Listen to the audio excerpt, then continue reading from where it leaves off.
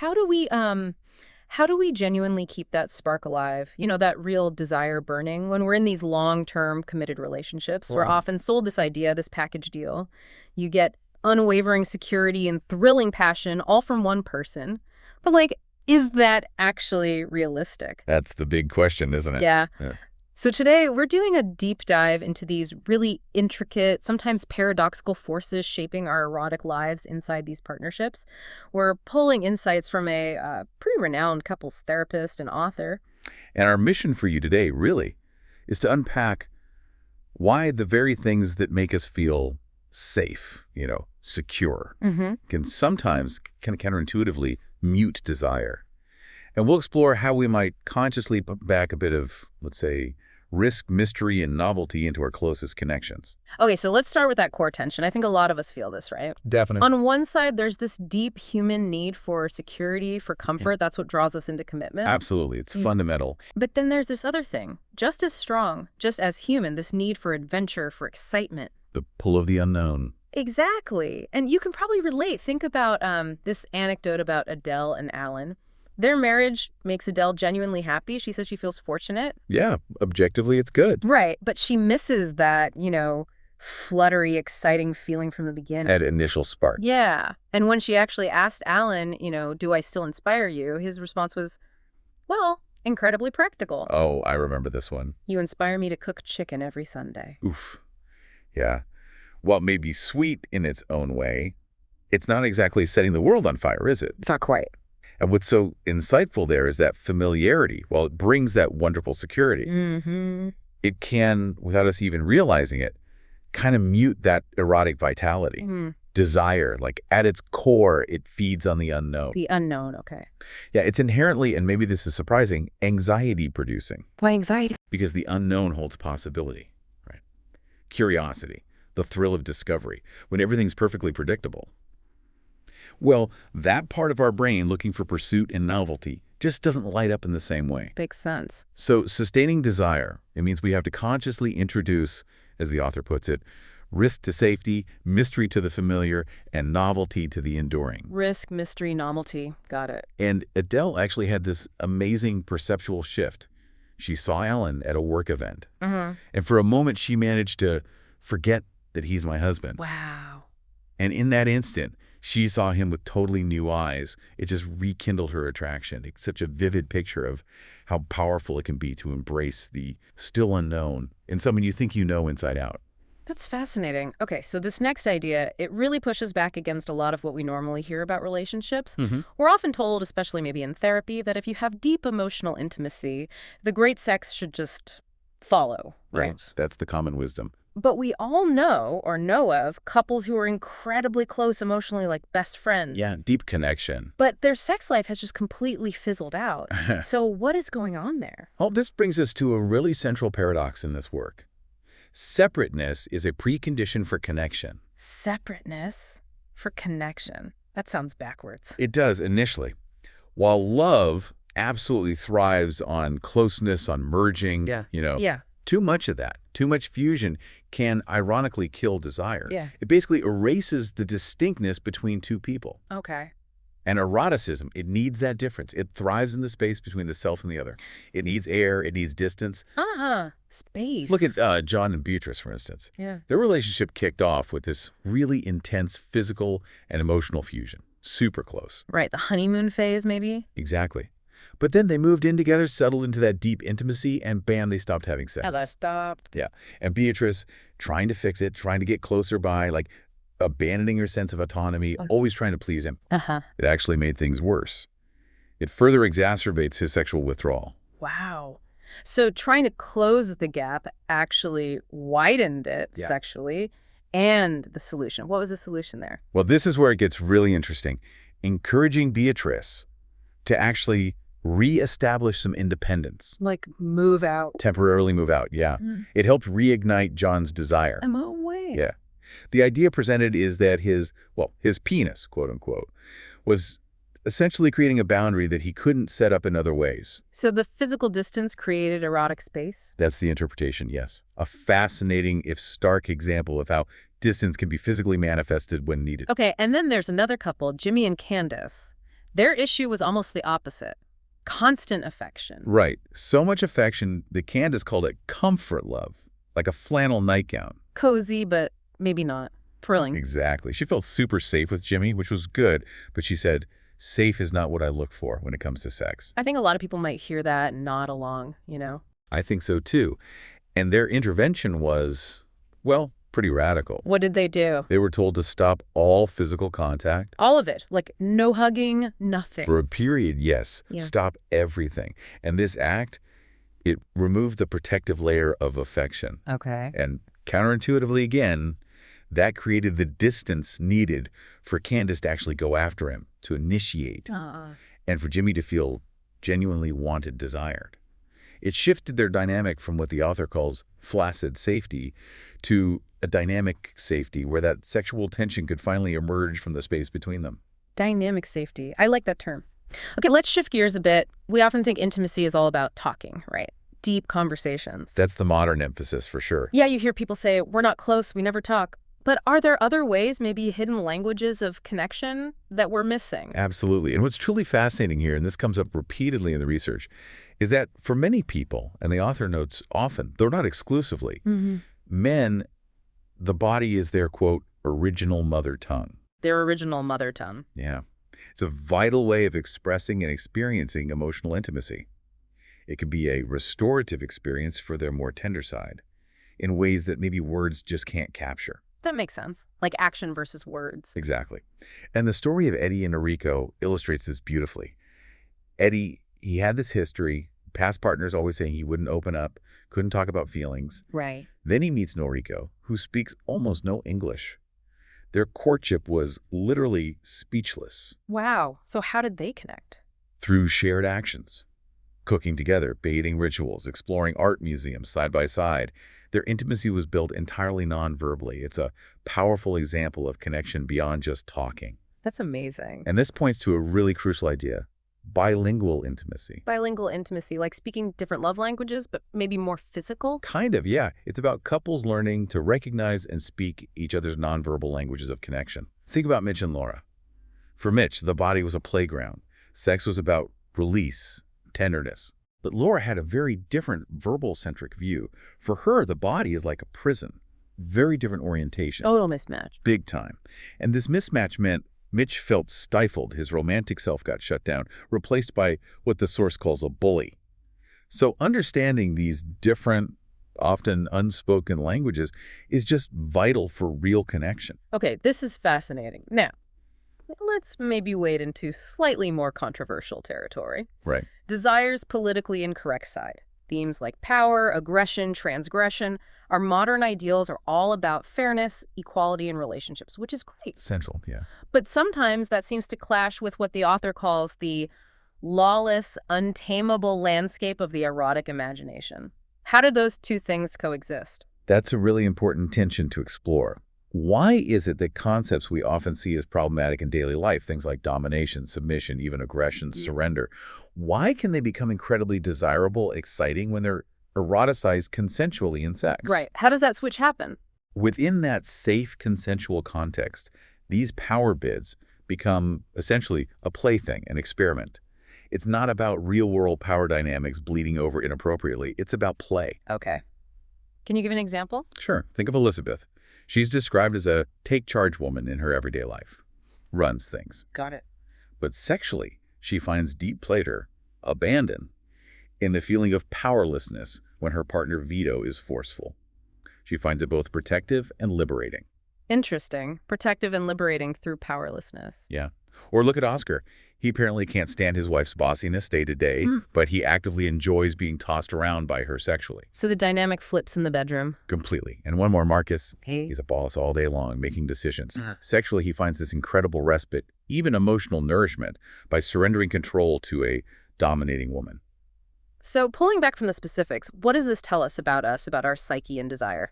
Well, it suggests these kinds of dynamics allow people to safely experience submerged but vital facets of themselves, aspects they might suppress or not even recognize in daily life. Like hidden parts of ourselves. Exactly.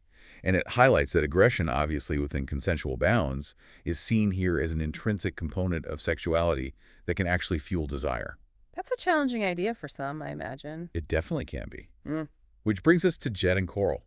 Jed uses S&M play as a venue for aggression, a way to express a sense of power he felt he lacked elsewhere in his life. Okay. Coral, coming from a strong feminist background, initially found this deeply problematic. Disrespectful, cheap were her words. She really struggled with it. Big conflict there. Huge. And this is where the role of fantasy becomes critical. The source emphasizes that fantasy is this ingenious way our creative mind overcomes all sorts of conflicts around desire and intimacy. Like a mental escape hatch. Sort of, yeah. It provides a psychological safe space to explore desires that might feel taboo or conflict with our values without any real-world action or consequence. It's exploration without enactment. Okay, that distinction feels important. Let's talk about parenthood. It's such a common narrative, almost a cliche. Mm-hmm. The great romance killer. Yeah. The irony, right? Sex makes babies, but then the arrival of those babies often seems to deal a fatal blow to the couple's romance. That shift from 2 to 3, it's described here as a psychological revolution. It really is. Because family life, understandably, prioritizes comfort, routine, safety, consistency. Yeah. You need that for kids. Right. Predictability is key. But eroticism, it thrives on the opposite. Unpredictability, spontaneity, and risk. They seem fundamentally opposed. In many ways, yes. Our tolerance for anything destabilizing naturally goes down when kids are in the picture. So eroticism often gets pushed to the absolute fringes of life. And the example of Stephanie and Warren really brings this home. Yeah. Stephanie is just immersed in mother duty 24/7.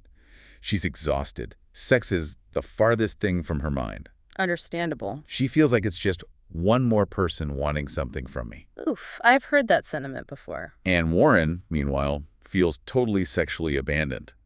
He laments that he's basically running a daycare center with someone he used to date. That's bleak. So what's actually happening to Stephanie's desire in that situation? Is it just gone, extinguished? Not necessarily gone, no. This is framed as a classic case of eros redirected. Eros redirected. Where did it go? To the children. Her playful energy, her vibrant creative energy, it hasn't vanished. It's just been entirely channeled into mothering. That's become her main source of emotional gratification and even tremendous physical pleasure, like cuddling, playing. Ah, okay. So the energy is there, just focused elsewhere. Exactly. And we also have to consider the cultural context, what the author calls the cult status of children, and particularly modern American culture. The intense focus on kids. Yeah, this overzealous parenting, combined with less societal support, extended families are often far away. Childcare is insanely expensive. Thinking about it. It just overwhelms parents. Yeah. It makes it incredibly difficult to carve out the time, the energy, the mental space for their relationship as a couple. It feels like the couple gets put last on the priority list. Often, yes. And sometimes the challenge for desire goes even deeper psychologically. How so? Well, some men, like the example of Leo, can really struggle to eroticize their partner once she becomes a mother. It's tied into that old psychological split, the Madonna whore business. The idea that a woman is either a pure, saintly mother or a sexual being, but not both? Exactly, that split. So desiring his wife, the mother of his children, can feel uncomfortable, too regressive, too incestuous somehow. It's a block. Wow. That's deep-seated stuff. How did they navigate that? Well, his wife, Carla, made this really playful but direct intervention. She apparently said something like, $100 if you want that kind of head. Whoa, bold move. Very bold. But it worked for them. It helped Leo de-roll that mother in that moment, cut through the psychological knot, and unleash the lust he'd been suppressing.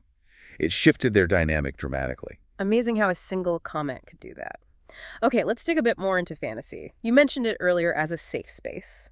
The author calls it a wellspring of information about our inner lives. Right. And a safe container for exploring desires that might clash with how we like to see ourselves, our preferred self-image. It lets us try on different hats mentally. Precisely. Fantasies are described as these complex psychic creations. They let us mentally negate and undo the limits imposed on us by our conscience, by our culture, and by our self-image. So they're quite powerful tools for self-understanding. Absolutely. But what's striking is how little we tend to talk about them. There's this widespread erotic silence around fantasies, even with our partners, despite our culture telling us to disclose everything in relationships. Yeah, that's true. We talk about finances, chores, feelings, but fantasies often stay hidden. Exactly.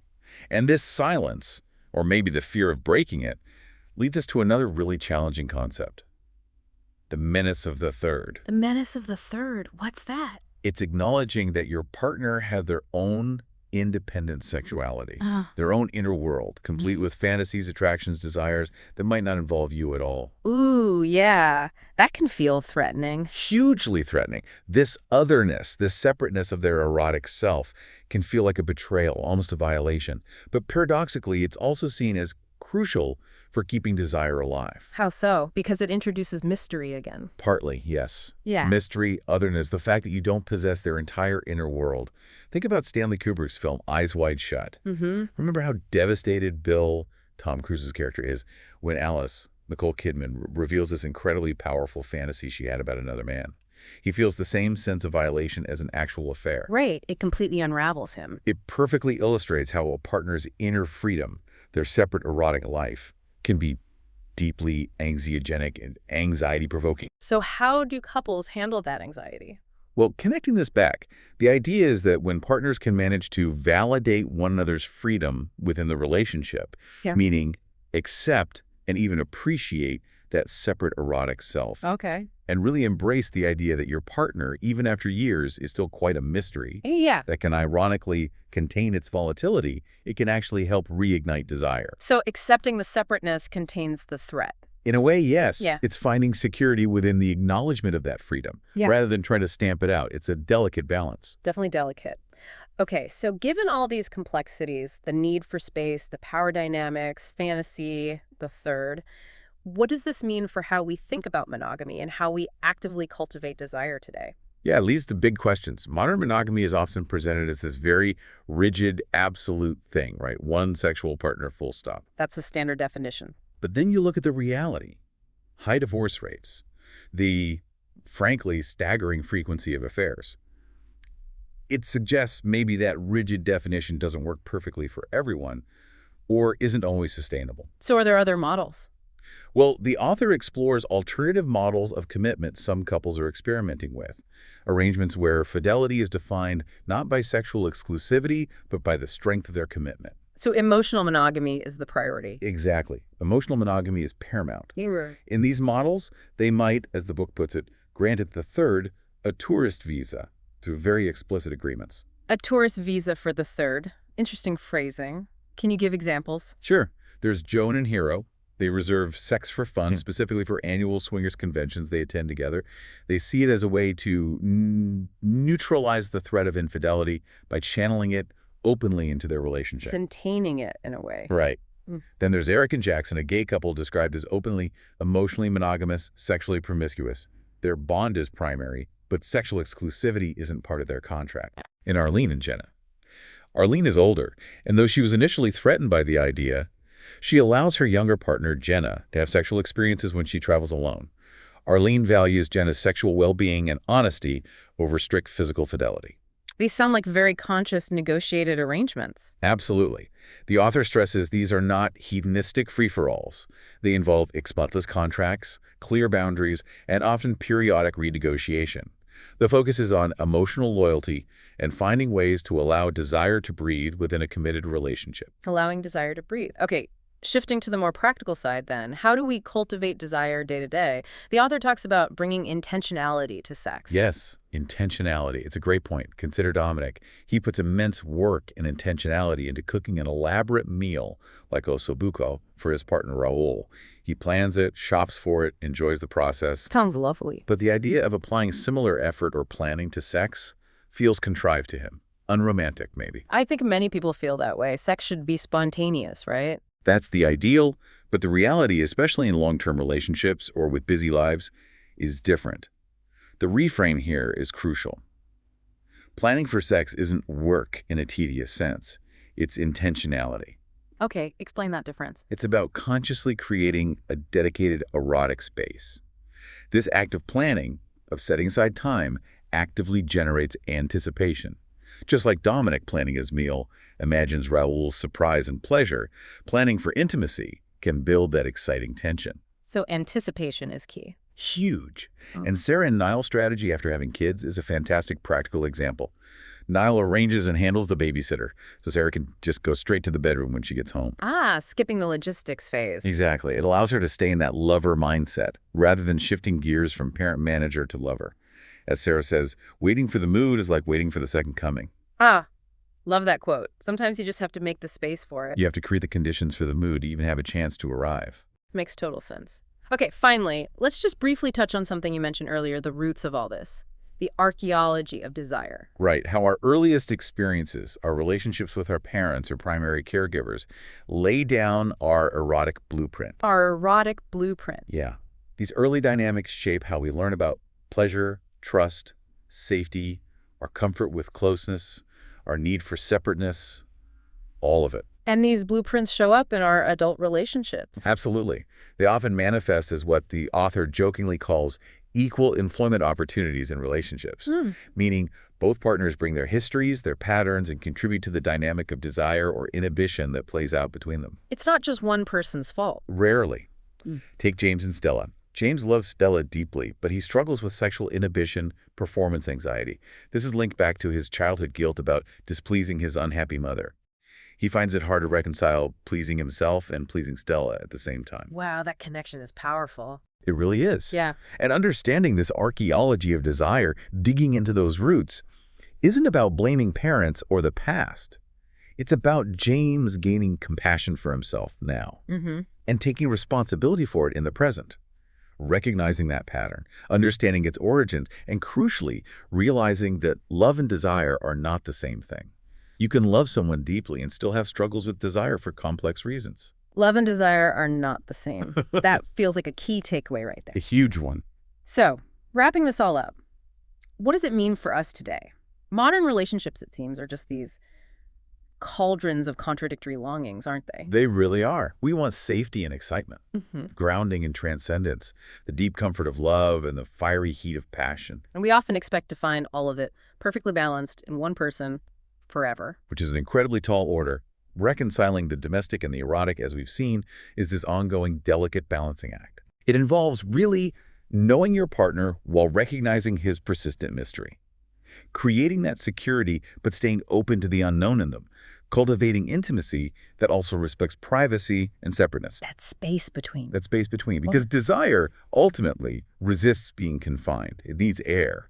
And as the author concludes, commitment mustn't swallow freedom whole. Commitment mustn't swallow freedom whole. Wow. Okay, so maybe a final provocative thought for our listeners.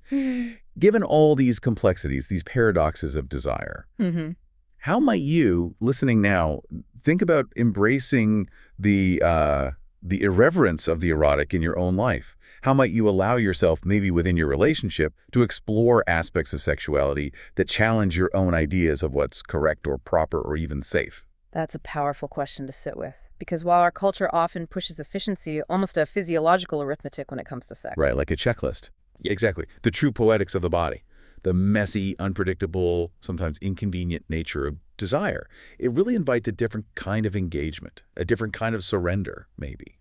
More play, less pressure. You're letting go of the script a bit. Exactly, leaning into the mystery, the playfulness, the unknown. And the idea is that doing that, embracing that complexity, can ultimately lead to a much more vibrant, integrated sense of yourself and maybe a deeper connection within that committed bond.